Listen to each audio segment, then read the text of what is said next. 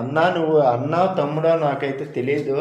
కానీ నేను చెప్పాల్సిన విషయం ఏంటంటే, నువ్వు టెన్షన్ పడిపోయి, బెంగ పెట్టుకొని, బాధపడిపోయి, కృంగిపోయే అంత అవసరమైతే ఏమీ లేదు. ఎందుకంటే ఈ నిన్ను ఎగతాళి చేసే అంత డిజర్వ్ ఎవరూ లేరు. ఎందుకంటే ఈ ప్రతి ఒక్క అబ్బాయి ఫ్యామిలీలో కూడా తప్పకుండా ఎవరో అక్కో చెల్లో లేదా అమ్మ రూపంలో లేదా వేరే వేరే రిలేషన్ రూపంలో అయినా సరే ఒక అమ్మాయి ఉండే తీరుతుంది.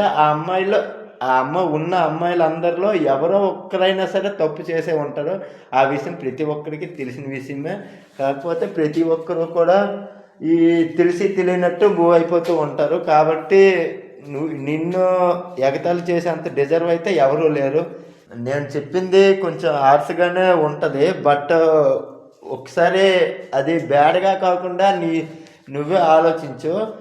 ఈ ప్రతి ఒక్క ఫ్యామిలీలో తప్పకుండా తప్పు చేసిన వాళ్ళు ఉంటారు బ్రదర్. నువ్వు టెన్షన్ పడిపోయిన అవసరం అయితే ఏమీ లేదు. అర్థమైందా?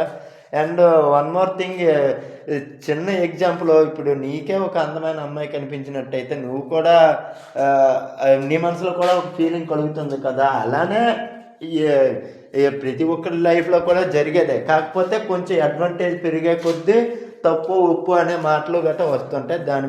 అంతే తప్ప దానివల్ల కొంపలు మునిగిపోయి టెన్షన్ పడిపోవాల్సినంత అవసరం అయితే ఏమీ లేదు.